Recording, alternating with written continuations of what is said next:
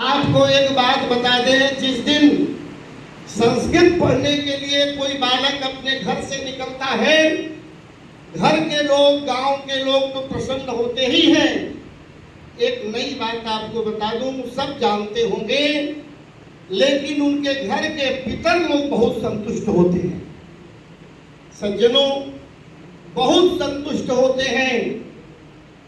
इसलिए होते हैं कि यह पढ़ करके संस्कृत हमको समझेगा। लिखा हुआ है, एक ही पुत्र हो, यदि वह धर्मयुक्त हो, गुणवान हो, संस्तज्ञ हो, तो समस्त अपने कुलों को तार देता है।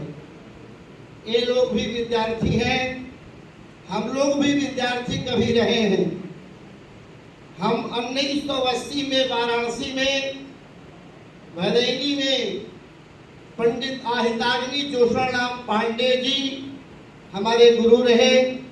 उन्हीं के सानिध्य में विद्या अध्ययन हुआ। फिर हमने गोयनका विद्यालय से आचार्य किया। खेतासराय से 86 में हमने बीएड किया प्रथम श्रेणी। 93 में हमने पीएचडी की संपूर्णानंद से, और 96 से मैं नौकरी कर रहा हूँ। जिस विद्यालय में हम शास्त्री तक पढ़े, जिन गुरुओं ने हमको पढ़ाया, उन्हीं के बीच में हमको 96 में नौकरी मिली, और उनके बीच में बैठ करके बच्चों को पढ़ाने का सौभाग्य हुआ। अब देखते देखते 27 सामने है, सेवा निवृत्ति भी है। तो आइए हम अपना यह आपको बता दें कि जो बालक पढ़ने के लिए आए हैं, इनके घर के लोग, इनके गांव के लोग बड़ा प्रसन्न होते हैं। हम अपने ठाकुर जी को कितना बतावें। मान के चलिए कि सूर्य को दीपक दिखाने के बराबर हम इनकी बड़ाई करते हैं, लेकिन फिर भी मन नहीं मानता। संस्कृत भी हम लोग पढ़ते हैं। एक भोजपुरी में हमारे सामने मुक्तक आ गया, हम आप लोगों को भी सुना देते हैं। आह जैसन रही, आह जैसन रही, थाह वैसन होई। आह जैसन रही, थाह वैसन होई, नेह जैसन रही, चाह वैसन होई।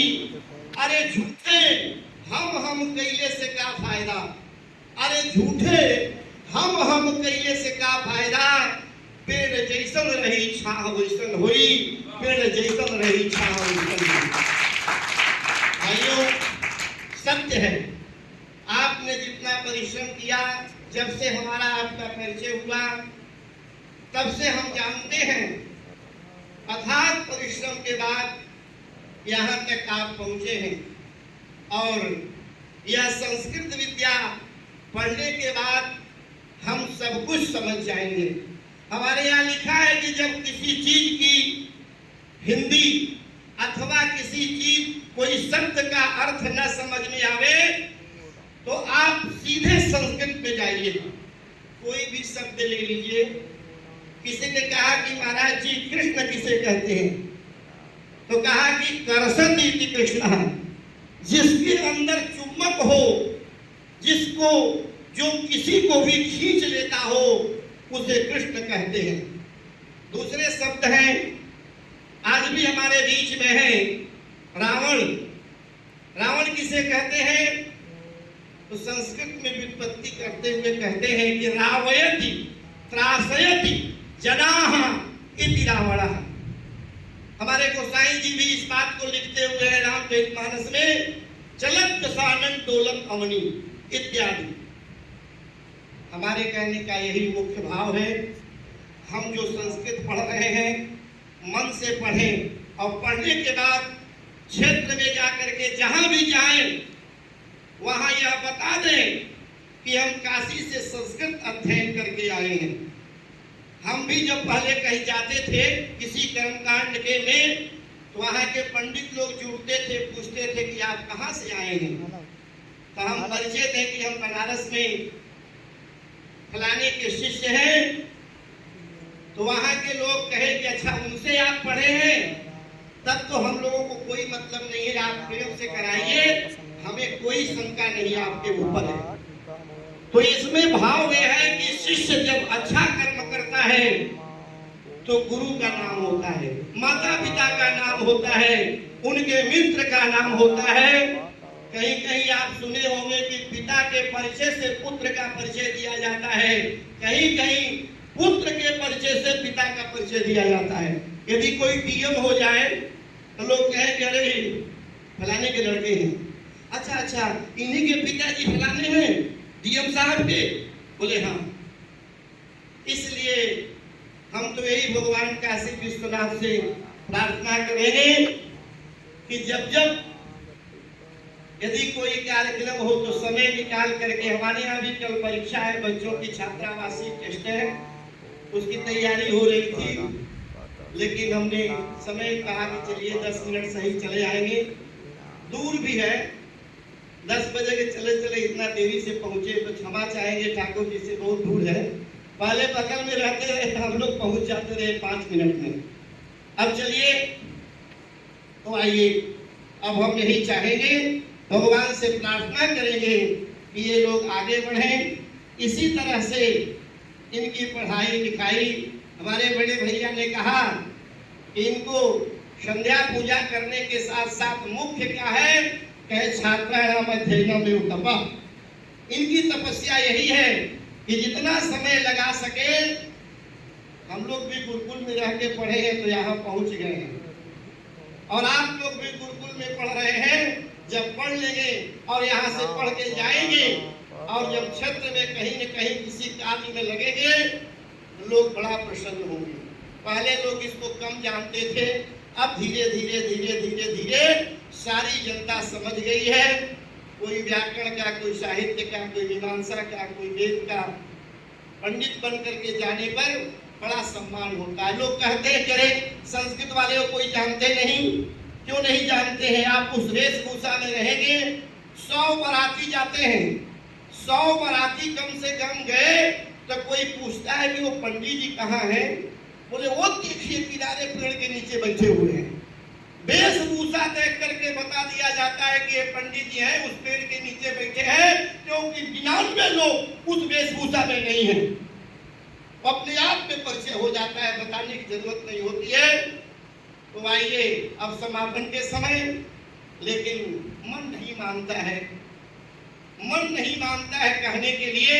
बस एक मुक्तक और सुनाएंगे। किसी ने सरस्वती की वंदना करने के लिए जब कुछ लिखा, आप सब सुने होंगे, तो उसने लिखा कि तू दुर्गा बनी गइलू, तोहरे बोल वीर चलाव तो भाला, अमाई सरस्वती तू बनलू, तोहरे कृपा कविता बनी जाला, कयष्ट भुजा नव चुंबी जुधा, नई मैगर में सीढ़िया चढ़ी जाला, ऊंची अदालत तोर हवे, बदराज हसे रच के रही जाला, ऊंची अदालत तोर हवे, बदराज हसे रची। भगवान श्री कृष्ण सब जानते हैं, एक पंक्ति इसी पर समापन है। भगवान श्री कृष्ण को हस्तिनापुर में द्रौपदी जब पुकारने लगी और कन्हैया घरों पर बैठ करके चलने लगे, तो कुछ देर के बाद भगवान श्री कृष्ण से गरुड़ जी कहते हैं संभाल कर बैठिए। गरुड़ को भगवान ने कुछ डांट करके बोला कि जल्दी करो, गरुड़ पहुंचना है। गरुड़ जी को कई बार सुनने के बाद लगा, और गरुड़ जी ने अपने ईश्वर से कहा, भगवान से कि कहले गरुड़ाहारी पिठिया संभारी धरो, चारी पंख मारी के आकाश ओर वाही दे। अरे छोटी मोटी तराई तो ताराओं की नती करती नहीं, चोचन से मारी चान सूरज हटाई दे।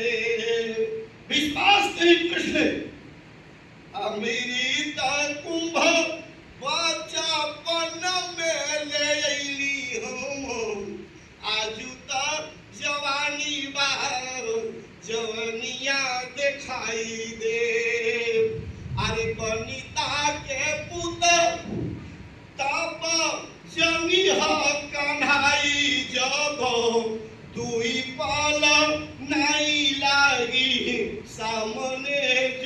दिखाई दे।